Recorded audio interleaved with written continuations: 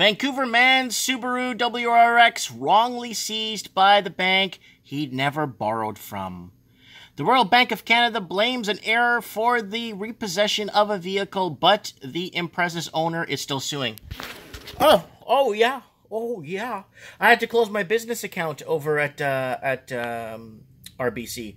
A huge communication problem. A lot of people where I used to live in Vancouver just had a tough time with the English language. So I couldn't bank I couldn't afford to have mistakes being made. You know what I'm saying? So that's just my experience with the bank. You know what I'm saying? The Royal Bank of Canada accidentally seized a Subaru WRX STI from a Vancouver man despite the fact he'd never interacted with the bank before. Tage Kendall had his 2006 Subaru Impreza repossessed even though the car was fully paid off and properly titled to his name, reports CBC. He did not purchase the car with a loan from RBC and hasn't dealt with the bank before. Wow, he's lucky. That's why he thought it odd that in June of 2018 he received a Facebook message from a collection company. Saying his car was about to be repossessed. He replied that they were mistaken. But in early July, the company repossessed this car away and told him that it would be auctioned in 21 days. I was in utter disbelief and felt completely blindsided, Kendall said.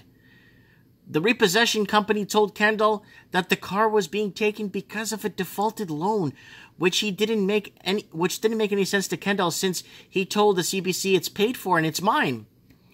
It turns out he was named as a co-signer on the car by somebody who defaulted on the debt, and RBC hired a collection company to seize the vehicle. RBC refused to show Kendall any paperwork that allegedly had been signed. Wow.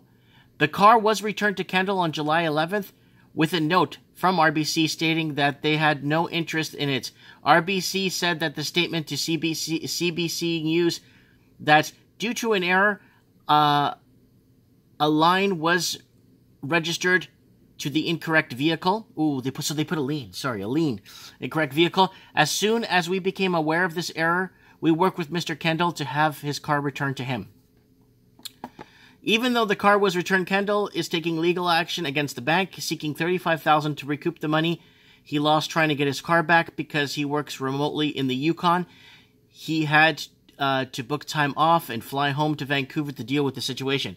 The amount sought in the suit is also meant to cover the reparations for the inappropriate way he was treated for the car for the car cover that was lost for the general damages. Oh yeah, you get a collection company calling you. You get collection companies calling you. They talk to you like you're garbage and this and that, get mistreated and this and that. Oh, we're going to come take your car. And you try to tell them, I don't have a loan with you guys. Yeah, no, you got to pay that loan back. That's how it works. That's exactly how it works. And you know what it all boils down to?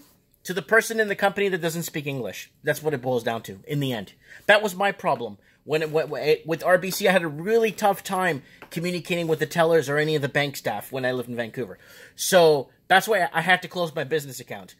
I walked in there and said, guys, I need to open a new business because I sold the company, right? So I need to open a new business account in a new company. It's a long story, right? They started laughing at me like, this guy owns a business. It's like, okay, I walked right out of the bank. So that's my experience. Yeah, you're treated like garbage, especially from the collection companies. I had an alarm company come and remove an alarm from one of my first stores when I first opened 13 years ago. They came, removed it, I signed the papers. They called me 10 years later, a collection company, that I didn't pay for the alarm. That the alarm came, I said it was removed, I signed the papers, the guy took it, I signed the papers. Oh yeah, but it didn't end up, he lost it, or we don't know where it is. Okay, so I had to pay $800 for an alarm. I paid it the next day, quick in a heartbeat. Then, my stocks quadrupled. That's how karma works. Anyways, let me know what you guys think. Yeah, has this happened to you guys before?